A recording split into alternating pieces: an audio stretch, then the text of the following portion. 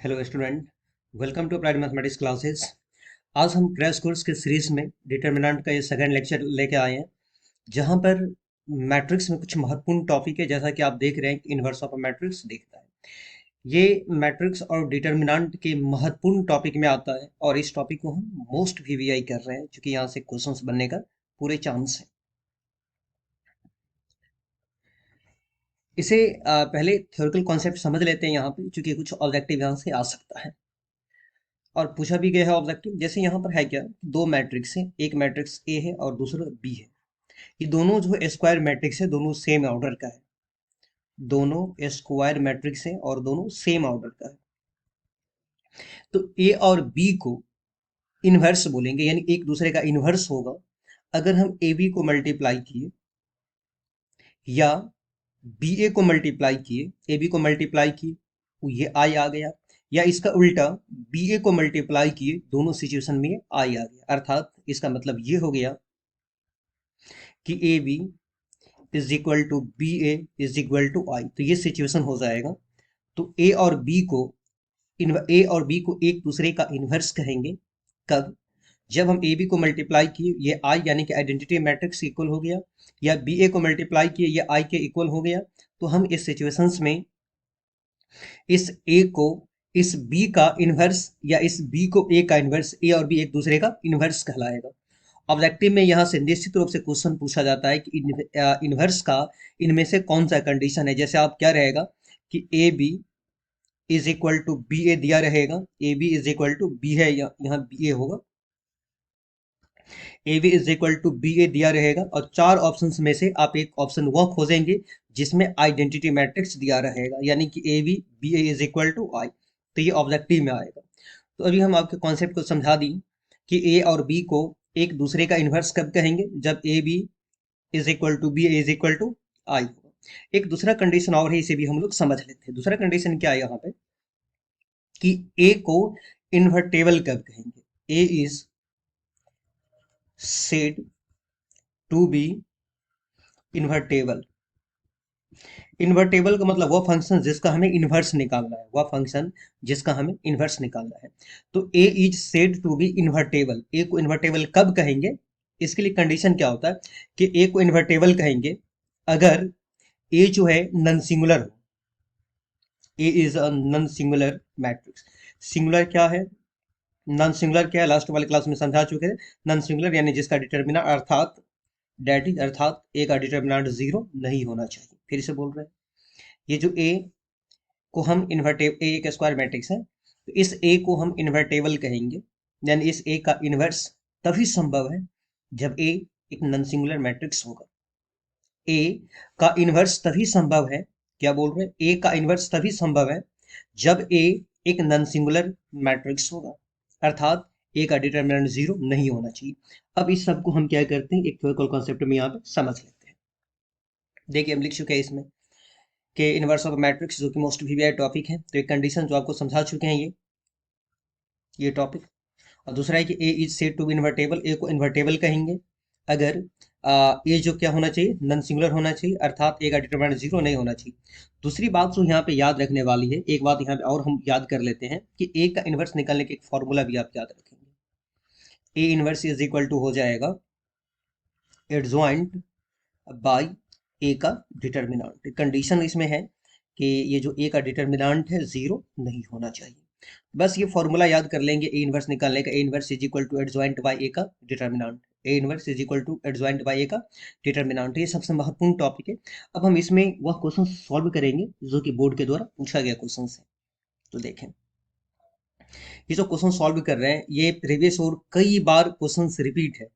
अगर to orders में question आया तो संभावित है कि यही क्वेश्चन आएगा। ये क्वेश्चन क्या, एक बार देख लिया, यहाँ पर दिया गया है कि ए बराबर है यहाँ पे एक स्क्वायर मैट्रिक्स है जो कि 2 by 2 ऑर्डर का है, तो ए इनवर्स ये होगा। अब ये फाइंड करें। एक ट्रिक हम बात करते हैं यहाँ पे। ट्रिक क्या रहेगा कि जब भी ए इनवर्स निकालने के लिए बोला जाए तो ट्रिक ये याद रखेंगे, D C a formula. DCA formula का मतलब ये हो गया कि सबसे पहले इनवर्स निकालने के लिए आपको डिटर्मिनेंट निकालना होगा। फिर से बात कर लेते हैं, इनवर्स निकालने के लिए हमें क्या करना होगा, सबसे पहले उस मैट्रिक्स का डिटर्मिनेंट निकालना होगा। उसका कोफैक्टर निकालना होगा, एडजॉइंट निकालना होगा। इसके बाद इसमें फॉर्मूला बोले तो ये जो फॉर्मूला है ऊपर में, ये formula apply, A inverse is equal to adjoint by determinant, ये फॉर्मूला अप्लाई करना होगा। तो ये समझ में आ गया होगा। हम यहाँ पे ये चर्चा किए कि देखें, ए इनवर्स निकालने के लिए सबसे पहले हमें उस मैट्रिक्स का डिटर्मिनेंट निकालना होगा, फिर कोफैक्टर, उसके बाद एडजॉइंट, बाद में फॉर्मूला अप्लाई कर देना होगा। ये सबसे महत्वपूर्ण क्वेश्चन है। उम्मीद है कि एग्जाम सब में 2 मार्क्स में आ सकता है। तो इस क्वेश्चन को हम सॉल्व करते हैं। सबसे पहले देखिए क्वेश्चन क्या है, क्वेश्चन को लिख लेते हैं। क्वेश्चन है यहाँ पे कि ए इज इक्वल टू -1 -5 -2 3। अब हम इस ए का सबसे पहले डिटर्मिनेंट निकालेंगे, है ना, यहाँ पे डी फॉर डिटर्मिनेंट। तो डिटर्मिनेंट में क्या होगा, इस दोनों को कोना कोनी गुना करेंगे, तो -1 को 3 से मल्टीप्लाई करेंगे तो कितना हो जाएगा, -3। फिर माइनस का साइन आएगा, इस -5 को -2 से मल्टीप्लाई करेंगे तो माइनस में प्लस हो जाएगा ना, +10। ये माइनस ऑलरेडी पहले से, यहाँ पे कंफ्यूजन आपको नहीं होना है, फिर से समझ लेना है। -1 को 3 से मल्टीप्लाई करेंगे तो -3। इसके बाद यहाँ पे साइन कौन सा आता है, माइनस का साइन आएगा। अब क्या करें, इस दोनों नंबर को गुना करें, इस दोनों नंबर को यानी -5 या -2 को मल्टीप्लाई करेंगे, ये 10 हो जाएगा, +10 हो जाएगा, माइनस प्लस हो जाएगा। तो यहाँ पे मल्टीप्लाई करने के बाद जो नंबर आएगा वो लिख दीजिए। तो कितना आ गया, -30। तो डिटर्मिनेंट निकालिए। अब उसके बाद कोफैक्टर निकालना पड़ेगा। तो कोफैक्टर का टेक्निक भी हम कल समझा चुके हैं। ट्रिक क्या था यहाँ पे, 11 12 21 22। तो चलिए कोफैक्टर निकालते हैं। तो कोफैक्टर निकालने वाले हैं यहाँ पे, यानी कि A11 यानी 11 12 21 22। ये ट्रिक याद रखना है। इस दोनों को जोड़ते हैं, सम आएगा तो प्लस, अभी सम आएगा तो माइनस, यानी इवेंट आएगा तो प्लस, ऑड आएगा तो माइनस। तो 1 + 1 क्या हो जाएगा, 2, यानी कि इवेंट है, सम है तो प्लस, तो प्लस नहीं लिखा जाता, छोड़ देते हैं। 11 यानी कि -1 का निकाल रहा है, तो इसके कॉलम्स को, इसके रॉ को उड़ा देंगे, डिलीट कर देंगे, तो हमारे पास क्या बचेगा, 3। 11 के बाद 12। तो जानते हैं इस दोनों को जोड़ेंगे, 1 2 को जोड़ेंगे तो 3 हो जाएगा, जो कि ऑड है, भी सम है, तो माइनस लेना ही पड़ेगा। किस एलिमेंट का निकाल रहे हैं, तो 11 12 -5 का निकाल रहे हैं। तो -5 का ये जो लाइन है ना, सीधा कॉल्यूम इसे बोलने बोलेंगे, और ये रॉ इसे उड़ा दीजिए। हमारे पास क्या बचेगा, -2। जो एलिमेंट बचेगा वो एलिमेंट ले लेंगे, तो माइनस माइनस +2 हो जाएगा। इसके बाद क्या हो जाएगा, 11 12 के बाद नीचे आएंगे तो 21 22। तो 21, फिर से इस दोनों को जोड़ेंगे, 2 1 3, जो कि ऑड है, तो माइनस लेना ही पड़ेगा। किसका निकाल रहे हैं, -21, 11 12 21 -2 का निकाल रहे हैं। तो इसके कॉलम्स को, इसके रॉ को उड़ा देंगे, तो -5 बचेगा। तो यहाँ पे ले लेंगे -5, तो माइनस माइनस क्या हो जाएगा, +5 हो जाएगा। अब लास्ट जो बचा है ये 22। तो ये क्या हो जाएगा, यानी कि 3 का निकाल रहे हैं। क्योंकि 2 2 4 प्लस इवेंट होगा तो प्लस, तो प्लस नहीं लिखा जाता, 3 लिखेंगे, 3 के कॉलम्स उसका रखो तो क्या हो जाएगा, -1 हो जाएगा। अभी हम क्या किए, यहाँ पे कोफैक्टर निकाले, अब एडजॉइंट निकालते हैं। तो एडजॉइंट का भी फॉर्मूला पहले से ही पता होगा कि 11 की जगह पे क्या आया, 3, यानी A11, A12 की जगह पे आया है 2, A21 की जगह पे आ गया 5, A22 की जगह पे -1, यानी 11 12 21 22 की जगह पे जो है आप लिख लेना है, और पूरे का ट्रांसपोज कर देना है। तो जानते हैं ट्रांसपोज में क्या होता है, ट्रांसपोज में क्या हो जाएगा, जो ये रॉ है ना, ये रॉ, ये लाइनिंग नहीं बनाना, बस समझाने के लिए, ये जो रॉ है ये कॉलम बन जाएगा, यानी कि 3 2। ये जो सेकेंड रॉ है ये भी कॉलम बन जाएगा, तो क्या हो जाएगा, 5 -1 हो जाएगा। तो एडजॉइंट निकाल लें। अब एडजॉइंट निकाल लेने के बाद क्या करते हैं, फॉर्मूला लगा देते हैं। तो फॉर्मूला जो कि हम जानते हैं, ए इनवर्स का फॉर्मूला क्या होता है, एडजॉइंट बाय डिटर्मिनेंट। जस्ट समझाए थे कि एडजॉइंट बाय ए का डिटर्मिनेंट, लेकिन आप इसे इस रूप में लिखेंगे। पहले क्या करेंगे, 1/a का डिटर्मिनेंट लिख लेंगे और एडजॉइंट को अलग कर देंगे, बात बराबर होगी, दोनों सेम है, एडजॉइंट बाय डिटर्मिनेंट हो गया। अब यहाँ पे क्या कीजिए, डिटर्मिनेंट कितना निकाले थे, -13 आया था, तो -13 लिख लिए, और एडजॉइंट क्या आया है, 3 5 3 5 2 -1। यही प्रूव करना था, तो प्रूव्ड हो गया ये। तो ये क्वेश्चन आसान था, जो कि समझ में आ गया होगा। एक क्वेश्चन और है यहाँ पे, जो कि 2009 में पूछा गया, ये लॉन्ग क्वेश्चन में पूछा गया। अगर ये दोबारा पूछा जाएगा तो फिर से लॉन्ग क्वेश्चन में ही पूछा जाएगा। तो चलिए इन्वर्स निकालते हैं इसका।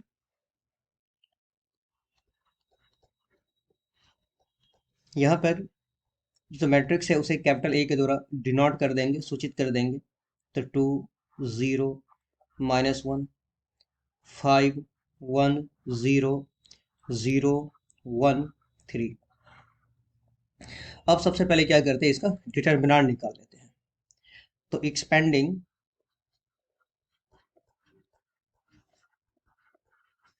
along R1 या C1 कैसे भी ले चलिए, इस बार C1 कर लेते हैं इसको, जो और समझ में आएगा। इससे पहले R1 तो सीख चुके हैं, C1 भी सीख लेते हैं। तो ए का डिटर्मिनेंट निकालें तो ये डिटर्मिनेंट का साइन दे देंगे। ये C1 में एक्सपेंड, ये लाइनिंग बनाना नहीं, बस समझाने के लिए। तो साइन भी याद होगा कि ये साइन होता है प्लस माइनस प्लस, जो कि कल कल के क्लास में समझा चुके थे। साइन ये वाला प्लस, ये वाला माइनस, ये वाला प्लस। प्लस ये दो ले लेंगे, तो इस दो के इस कॉलम्स को, इस दो की इस रो को खत्म कर देंगे, इस लाइन को इस लाइन को। हमारे पास क्या बचेगा, 1013, 1013 कैलकुलेशन करेंगे तो 3 और माइनस 0। देखिए प्लस के बाद क्या आएगा, माइनस, तो माइनस 5 ले लेंगे। तो अगर 5 ले लेंगे तो इस 5 के इस कॉलम को और 5 के इस रो को खत्म करना पड़ेगा, है ना। तो क्या बचेगा, 0 माइनस 1 1 3। ये हो जाएगा 0, ये हो जाएगा 1 को माइनस 1 से, तो माइनस माइनस क्या हो जाएगा यहाँ पे, प्लस 1। समझ में आ गया होगा, फिर से समझा देते हैं एक बार। 0 को 3 से तो 0 हो जाएगा, फिर माइनस का साइन आएगा यहाँ पे, माइनस का साइन दे दीजिए। और 1 को माइनस 1 से मल्टीप्लाई करेंगे, माइनस 1, तो यहाँ माइनस और माइनस 1, तो माइनस माइनस मिलकर क्या हो जाएगा, प्लस हो जाएगा। तब प्लस माइनस प्लस, उसके बाद क्या आ जाएगा, 0 आएगा। अब सोचिए कि 0 के बाद कुछ भी रहेगा ना, तो सबको 0 ही कर देगा ना। तो 0 का डिटर्मिनेंट 0 होगा। आप इसमें लिखने की कोई जरूरत नहीं, ऐसा नहीं कि हम 0 लिख लेंगे और 0, चूंकि 0 ले लेंगे, जो 0 का कॉलम और 0 का रॉ को डिलीट कर दे, तो हमारे पास 5 बचा 0 माइनस 1 1 0। इसको मल्टीप्लाई करें भाई, इसमें कुछ भी लिखेंगे, इस 0 की वजह से वो 0 ही हो जाएगा। तो यहाँ याद रखेंगे, सिंपल 0 का डिटर्मिनेंट 0 कर देंगे। तो ये भी कॉन्सेप्ट समझ में आ गया। डिटर्मिनेंट आसानी से निकाल सकते हैं, फिर भी प्रॉब्लम हो तो आप क्वेश्चन कर सकते हैं। तो ये हो जाएगा, ये हो गया। 2 को 3 से मल्टीप्लाई करेंगे तो 6, और ये हो जाएगा माइनस 5, यानी कि डिटर्मिनेंट कितना आ गया, 1 आ गया। अब हम इसका कोफैक्टर निकालते हैं। तो कोफैक्टर निकालने के लिए सबसे पहले जो है, देखिए जो क्वेश्चंस है, इस क्वेश्चंस को यहाँ पे पहले लिख लेते हैं। इसका बाद कोफैक्टर निकालेंगे इसका। 2 0 माइनस 1 5 1 0 0 1 3, इसी का कोफैक्टर निकालते हैं। तो चलिए, कोफैक्टर A11 यानी 11 12 13 21 22 23 31 32 33, ऐसे याद रखेंगे। 11 इस दोनों को जोड़ेंगे तो क्या आएगा, 1 प्लस ये 2, जो कि सम है इसलिए प्लस, तो प्लस नहीं लिखा जाता है। यानी हम किसका निकाल रहे हैं, 2 का निकाल रहे हैं। तो 2 के इस कॉलम का इसके रॉ को खत्म कर देंगे, हमारे पास क्या बचेगा, 1 0 1 3। लिख लीजिए पूरा जैसे लिख रहे हैं, 1 0 1 3। तो ये आ जाएगा 3 माइनस 0, यानी कि 3 आ जाएगा। इसके बाद 11 के बाद 12, इस दोनों को जोड़ेंगे, 1 2 3, जो कि ऑड है इसलिए माइनस ले लेंगे। ऑड मतलब ये 12 नहीं, जोड़ करके 1 का प्लस 2 3 होगा। 3 जो कि ऑड है, विषम, इसलिए माइनस साइन यूज किया। किसका निकाल रहे हैं, 0 का। तो 0 के ये जो कॉलम्स है ना, और 0 का ये जो रॉ है, इसको हटा दीजिए, क्या बचेगा, 5 0 0 3 5 0 0 3। कैलकुलेशन करेंगे तो ये हो जाएगा 15 अब माइनस 0, यानी कि माइनस 15। 11 12 13, 11 12 13, यानी अब किसका निकाल रहे हैं यहाँ पे, -1 का निकाल रहे हैं। तो -1 के कॉलम है, उसके रॉ को डिलीट कर देंगे तो 5 1 0 1 बचेगा, 5 1 0 1 बचेगा। तो ये हो जाएगा 5 माइनस 0, यानी कि 5 हो जाएगा। इसके बाद जो है 21, 21 यानी किसका निकाल रहे हैं, 5 का। तो पहले जोड़ लेते हैं, 2 1 3, जो कि ऑड है इसलिए माइनस लेना होगा। 5 का निकाल रहे हैं, तो 5 के इस कॉलम्स रॉ को, इसके कॉलम्स को डिलीट कीजिए, तो क्या बचेगा, 0 माइनस 1 1 3, 0 माइनस 1 1 3 बचेगा। कैलकुलेशन करेंगे तो ये हो जाएगा 0, अब -1, तो माइनस माइनस प्लस 1, तो ये हो जाएगा -1, माइनस तो पहले से इसलिए, तो ये भी समझ में आ गया हो। इसके बाद किसका निकालेंगे यहाँ पे, ये 21 हो गया, अब 22 का निकालेंगे। 22 यानी दोनों को जोड़ेंगे तो इवेन आएगा, जो कि प्लस साइन, प्लस नहीं लिखा जाता, 1 का निकाल रहे हैं। 21 22 यानी 1 का। तो इस 1 के कॉलम्स को, इसके रॉ को, क्या बचेगा, 2 माइनस 1 0 3, 2 माइनस 1 0 3। कैलकुलेशन करेंगे तो ये हो जाएगा 6 और माइनस 0। उसके बाद 21 22 23, इस दोनों को जोड़ेंगे तो ऑड आएगा, इसलिए माइनस, किसका निकाल रहे हैं, 0 का। तो 0 के इस कॉलम्स को, इस रॉ को डिलीट कर देंगे, क्या बचेगा, 2 0 0 1, 2 0 0 1 बचेगा। ये हो जाएगा 2 माइनस 0, -2 हो जाएगा। इसके बाद निकाल रहे हैं 31, 31, 32, 33, मतलब 11, 12, 13, 21, 22, 23, 31, 32, 33, जीरो का। इसके कॉलम्स, इसके रॉ का 0, -1, 1, 0, 0, -1, 1, 0, ये हो जाएगा 0, माइनस इसके बाद आएगा, फिर 1 को -1 से मल्टीप्लाई करेंगे तो -1, तो -1 माइनस माइनस क्या हो जाएगा, प्लस हो जाएगा, तो ये 1 हो गया। 31 निकल गया, अब होगा 32। इस दोनों को जोड़ेंगे, ऑड है ना, 3 to 5 ऑड, इसलिए -1 का निकाल रहे हैं, 1 के कॉलम उसके रॉ को 2 -1, 2 -1, 5 0 बचेगा, 5 0। कैलकुलेशन करेंगे तो हो जाएगा 0, अब -5, तो माइनस माइनस +5 हो जाएगा, तो ये हो गया -5, 33। यानी 3 का निकाले, 3 के कॉलम्स इसका रॉ को 2 0 5 1, 2 0 5 1, ये डिटरमिनेंट का साइन है, तो हो जाएगा 2 - 0 यानी कि 2 हो गया।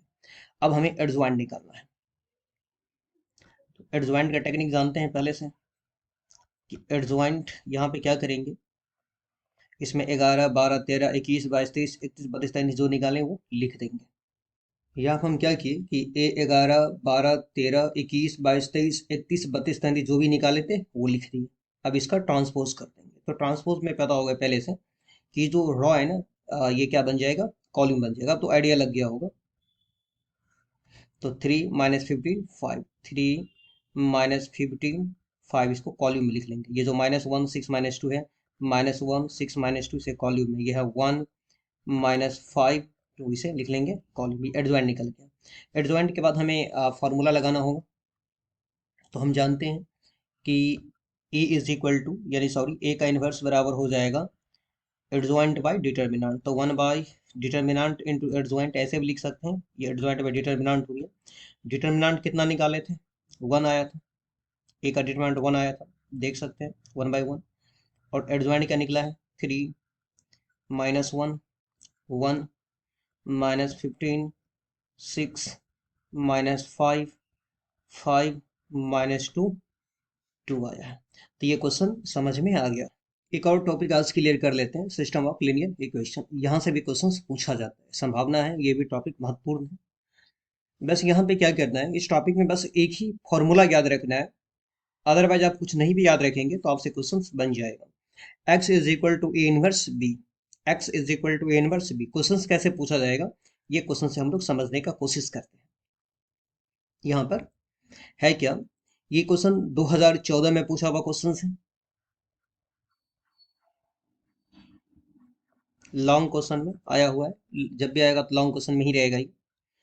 अब क्वेश्चन में है क्या, यहाँ पे तेरा यूजिंग मैट्रिक्स, मैट्रिक्स के हेल्प से solve the following system of equations, ये मैट्रिक्स के हेल्प से इसे सॉल्व करना है, तो इसको सॉल्व करने का टेक्निक समझा रहे हैं। सबसे पहले हम क्या करेंगे यहाँ पे कि ये जो इक्वेशन है, इस इक्वेशन को लिख लेंगे, जैसे x + y + z is equal to 6, 2x + y - 3z is equal to -5, 3x - 2y + z is equal to 2। इसको लिख लेने के बाद यहाँ पे ए का मतलब हो जाएगा, ए एक मैट्रिक्स है वो स्क्वायर मैट्रिक्स, ए का मतलब एक्स का जो कोफिशिएंट है ना, इसे लिख लेंगे, एक्स का कोफिशिएंट यहाँ पे 1, यहाँ पे 2, यहाँ पे 3, तो 1 2 3 से कॉलम लिखेंगे। वाई का 1 1 -2, तो 1 1 -2, जेड का 1 -3 1 1 -3, ये हो जाएगा 1, ये हम लिख लिए यहाँ पे 1 -3, ये हो गया 1। ए लिख लिए। ए के बाद क्या करना पड़ेगा, यहाँ पे एक्स लिखना होगा। तो ये एक्स क्या होगा कि कौन कौन सा वेरिएबल इसमें शामिल हुआ, वेरिएबल बोले तो एक्स वाई जेड, तो variable X Y Z X Y Z X Y Z है, इसे कॉलम में लिख ले, एक्स वाई जेड वेरिएबल को कॉलम में लिख लेंगे। उसके बाद बच जाएगा बी, तो हम क्या करेंगे, बी, इस बी मतलब कॉन्स्टेंट टर्म, कॉन्स्टेंट टर्म बराबर के बाद बोला, तो 6 - 5 2, तो 6 - 5 2। अब सबसे पहले फार्मूला में, जैसा कि फार्मूला है यहाँ पे एक्स बराबर ए इनवर्स बी, तो सबसे पहले ए इनवर्स निकालना पड़ेगा। तो इस क्वेश्चन में भी क्या करना पड़ेगा, जो लास्ट क्वेश्चन हम सीखे थे, इसका इन्वर्स निकालना पड़ेगा। तो इन्वर्स से पहले इसका डिटर्मिनेंट, कोफैक्टर, एडजॉइंट, ये सब पहले वाले क्वेश्चन में हम लोग सीख चुके हैं। चलिए देखते हैं फिर से। यहाँ पे हम इस ए का डिटर्मिनेंट निकाल लिए।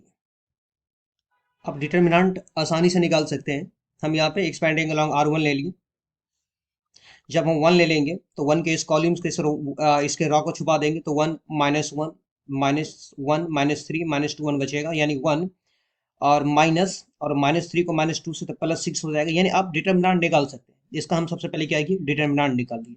डिटर्मिनेंट के बाद इसका हम कोफैक्टर भी निकाल चुके हैं। देखिए यहाँ पे आप कोफैक्टर भी निकाल सकते हैं, क्योंकि इससे पहले वाले लेक्चर में आप सीख चुके हैं। और जस्ट अभी जो हम एक पिछला क्वेश्चन बताया उसमें भी कोफैक्टर निकालना सिखाएं। तो देखिए यहाँ पे हम क्या किए, डिटर्मिनेंट के बाद जो है कोफैक्टर निकाले। कोफैक्टर में क्या किया ये देख लीजिए पहले। कोफैक्टर में हम A11 निकाल लिए, A12 निकाल लिए, A13 निकाल लिए, A21 निकाल लिए, A22 निकाल लिए। इसके बाद क्या ये भी देख लीजिए।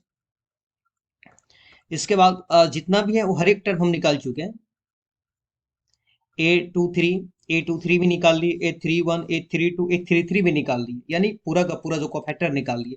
कोफैक्टर निकाल लेने के बाद क्या करना पड़ेगा, इसका एडजॉइंट निकालना पड़ेगा। तो ये भी पहले से पता है कि यहाँ पे 11 12 13 21 22 23 31 32 33 जो भी निकाले ना यहाँ पे आप रख दीजिए। तो A11 ये 12 ये 13 ये 21 22 23 31 32 33 निकला हो तो इसको हम रख दिए। अब इसका ट्रांसपोज में क्या होगा, ये जो लाइन है रॉ कॉलम बन जाएगा, यानी -5 देखिए यहाँ पे ये -5 -11 -7 इसे कॉलम लिख लेंगे, -3 -2 5 कॉलम लिख लेंगे, -4 5 -1 इसे हम कॉलम लिख लेंगे। तो ये भी हम एडजॉइंट में निकाली। अब एडजॉइंट के बाद यहाँ पे क्या करेगा, ए इनवर्स का फॉर्मूला लगाना पड़ेगा। तो देखिए ए इनवर्स का फॉर्मूला यहाँ पे क्या है, जैसा कि आप देख रहे हैं यहाँ पे हम इनवर्स का फॉर्मूला लगाएं कि A inverse is equal to, या जो ए इनवर्स है तो A inverse is equal to formula होता है कि एडजॉइंट बाय डिटर्मिनेंट। ये फॉर्मूला पहले जानते हैं। तो डिटर्मिनेंट हम कितना निकाले थे, -23 आया था, ये एडजॉइंट था, तो यहाँ पे डिटर्मिनेंट मतलब एडजॉइंट और बट्टा में डिटर्मिनेंट लिख लिए, ए इनवर्स में निकाल लिए। तो ये जो ए इनवर्स निकालने आपके लिए नया नहीं है, हम पहले ही निकाल चुके हैं, क्योंकि इससे पहले वाले क्वेश्चन में आपको सिखा चुके हैं। तो ये आप निकाल सकते हैं। इसके बाद हम बता रहे हैं। अब क्या करेंगे, इससे पहले शुरुआत जो आज किए थे जहाँ पे फॉर्मूला बताए थे, कि ये फॉर्मूला याद कर लेना है कि x is equal to A inverse B. जब भी ये क्वेश्चन पूछा जाए यूजिंग मैट्रिक्स के हेल्प से आप इस इक्वेशन को सॉल्व करें तो ये फॉर्मूला याद रखेंगे। चलिए इस फॉर्मूला को अब हम क्या करते हैं, यहाँ पे अप्लाई करते हैं। देखिए तो formula x is equal to A inverse B. तो x क्या था, तो शुरुआत में हम देखे थे, आप क्वेश्चन में देखते थे शुरू में कि शुरू में x था x y z, देख सकते हैं यहाँ पे। फिर से एक बार लें, जैसा कि देख रहे हैं यहाँ पे कि x is equal to X Y Z और b इज इक्वल टू 6 - 5 2 है। यहाँ पे हम क्या किए, x का जो वैल्यू है ये x का वैल्यू लिख दिए। ए इनवर्स जो अभी निकाले थे 1/-23, और जो एडजॉइंट था यानी ए इनवर्स जो निकाले ऊपर में ये वाला, ये इनवर्स यहाँ पे लिख दिया, और बी का जो वैल्यू दिया गया था ये लिख दिया। अब क्या करना है यहाँ पे, एक इसमें ये बात याद रखना है कि ये जो -23 है ना, 1/-23 है, इस 23 को अभी बाहर में ही रहने देना है। अब इस दोनों मैट्रिक्स को पहले हम क्या करते हैं, मल्टीप्लाई कर लेते हैं। चलिए इसको मल्टीप्लाई करते हैं। तो ये है एक्स वाई जेड और ये है 1/-23। अब हम मल्टीप्लाई करते हैं। जानते हैं मल्टीप्लिकेशन का, मैट्रिक्स मल्टीप्लिकेशन का रूल है कि इसमें आगे इसमें नीचे, यानी इस तरह से रॉ को कॉलम से मल्टीप्लाई करते हैं। मैट्रिक्स का मल्टीप्लिकेशन कैसे होता है, तो रॉ को कॉलम से। तो इसमें मल्टीप्लाई कैसे करेंगे, देखिए -5 को 6 से, तो -5 को 6 से कितना हो जाएगा, -30 हो जाएगा। -3 को -5 से, तो माइनस माइनस प्लस हो जाएगा 15 यानी 15। अब -4 को 2 से तो ये हो जाएगा -8 हो जाएगा, हो गया। अब क्या करते हैं, अब फर्स्ट रॉ से कंप्लीट, अब सेकंड रॉ से इसको मल्टीप्लाई करते हैं। तो -11 को 6 से तो ये हो जाएगा -66, -2 को -5 से तो ये हो जाएगा +10, और 5 को 2 से तो ये हो जाएगा +10 हो जाएगा। अब इस बार थर्ड से मल्टीप्लाई करेंगे, -7 को 6 से तो ये -42 हो जाएगा, और 5 को -5 से तो -25, और -1 को 2 से हो जाएगा -2। अब इस दोनों को हम क्या करते हैं, जोड़ लेते हैं। तो x y z, ये 1 है -1/-23, इस दोनों को जोड़ेंगे तो ये कितना हो जाएगा, 30 और -8, तो ये हो जाएगा -38, और उसमें से 15 घटाएंगे 38 में से, यानी कि ये हो जाएगा -15 और -15 -8, ये हो जाएगा -23 हो जाएगा। ये -66 है, और इसमें से 20 जोड़ेंगे तो ये हो जाएगा -46। इस तीनों को जोड़ेंगे तो ये हो जाएगा -69 -69। अब क्या करना है, अब यहाँ पे किस -23 से सब में भाग दे दीजिए। देखिए ये इस -23 का कहाँ पे यूज करना है ये समझ में अब आ गया होगा। अगर आप पहले ही यूज कर लेंगे तो फंस जाएंगे क्वेश्चन में, इसलिए सबसे लास्ट में यूज करना है। इस -23 से इसमें भाग देंगे तो कितना बचेगा, तो -23 से भाग देंगे तो ये 1 हो जाएगा। इसमें -23 से तो 46, 23 दूना 46, तो ये हो जाएगा 2। 23 दिया कितना 69 हो जाएगा यहाँ पे। इस -23 से -69 में भाग देंगे, क्या बचेगा 3 बचेगा। आप दोनों को इक्वेटिंग कर लेते हैं।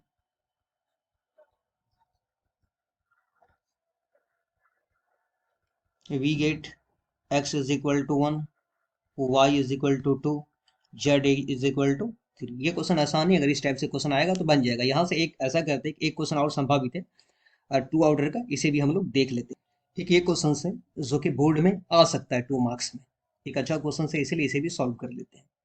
तो यहाँ पे ए हो जाएगा x का जो कॉफिशियंट है 5 7, y का 2 3, यहाँ वेरिएबल हो जाएगा एक्स वाई, और b हो जाएगा बराबर के बाद ये जो कॉन्स्टेंट है 4 5। अब हम इसमें क्या करते हैं, इस ए का डिटर्मिनांट निकाल लेते हैं, क्योंकि ए का पहले इन्वर्स निकालना पड़ेगा। तो इन्वर्स के लिए पहले डिटर्मिनांट, तो इस 5 को 3 से मल्टीप्लाई करेंगे, यानी 5 3 से 15 -14, तो ये बचेगा। अब हम इसका कोफैक्टर निकाल लेते हैं। कोफैक्टर बोले तो A11 5 का निकाल लेते हो जाएगा 3। अब कोफैक्टर में कोई प्रॉब्लम तो होगा नहीं। A12 माइनस ले लेंगे, 2 का निकाल रहे हैं, इसके कॉलम 6 को खत्म करेंगे, 7 बचेगा। A21 माइनस ले लेंगे, क्यों माइनस ले लेंगे समझ में आ चुका है पहले से। 7 का निकाल रहे हैं, इसके कॉलम सराव को खत्म करेंगे, 2 बचेगा। उसके बाद A22 का निकाल लेंगे, यानी 3 का निकालेंगे तो ये 5 हो जाएगा। कोफैक्टर भी निकाल लिया। अब एडजॉइंट इसका, तो एडजॉइंट का फॉर्मूला होता है पहले 11, यानी 3 12 का -7, एक इसका आ गया है -2, और ये आ गया है 5। इसका ट्रांसपोज कर देते हैं। तो ट्रांसपोज में क्या होगा, जो ये रॉ वाली लाइन है कॉलम बन जाएगा, यानी कि 3 -7 -2 5 निकाल दिए। अब इसका क्या निकालना पड़ेगा, इन्वर्स निकालना पड़ेगा। तो ए इन्वर्स का फॉर्मूला क्या होता है कि 1/a का डिटर्मिनांट इंटू एडजॉइंट। तो डिटर्मिनांट अभी जस्ट निकाले थे, डिटर्मिनांट क्या निकला देख लीजिए, यहाँ पे 1 निकला था डिटर्मिनांट, तो 1/1 हो जाएगा। और एडजॉइंट है 3 -2 -7 5। अब हम इसके बाद क्या करेंगे, फॉर्मूला लगाएंगे। तो फॉर्मूला इसका है x is equal to A inverse B. x क्या था, x में है x y, 2 वेरिएबल था। ए इनवर्स अभी निकला, इसको 1/1 तो 1 हो जाएगा, तो रहने दीजिए, बस ये टर्म लिख लेते, 3 -2 -7 5। और उसके बाद b क्या है, तो b हम देख लेते हैं। यहाँ पे b जो टर्म है ये है 4 5, तो यहाँ पे हो जाएगा 4 5। अब कैलकुलेशन करते हैं इसका, तो x y कैलकुलेशन करेंगे तो ये हो जाएगा 3 को 4 से, तो 12 -2 को 5 से, यानी इसमें आ गया, इसमें नीचे मल्टीप्लाई करेंगे, 3 को 4 से 12, -2 को 5 से तो -10, -7 को 4 से तो -28 हो जाएगा, 5 को 5 से तो ये 25 हो जाएगा। एक्स वाई ये बचेगा 2, और ये हो जाएगा -3 हो जाएगा। दोनों को इक्वेटिंग करेंगे, equating we get X is equal to 2 and y is equal to हो गया -3, तो ये इसका फाइनल आंसर हो जाएगा। अब इस टाइप से अगर कोई और क्वेश्चन पूछा जाएगा तो आपसे निश्चित रूप से बन जाएगा। यहाँ पे एक क्वेश्चन हम होमवर्क दे देते हैं, क्योंकि ये जो क्वेश्चन है 2017 का जो कंपार्टमेंटल एग्जाम हुआ था बिहार बोर्ड के द्वारा, उसी में ये क्वेश्चन पूछा गया। यहाँ पर भी हमें क्या निकालना, इनवर्स निकालना है। उम्मीद है कि ये क्वेश्चन आपसे बन जाएगा।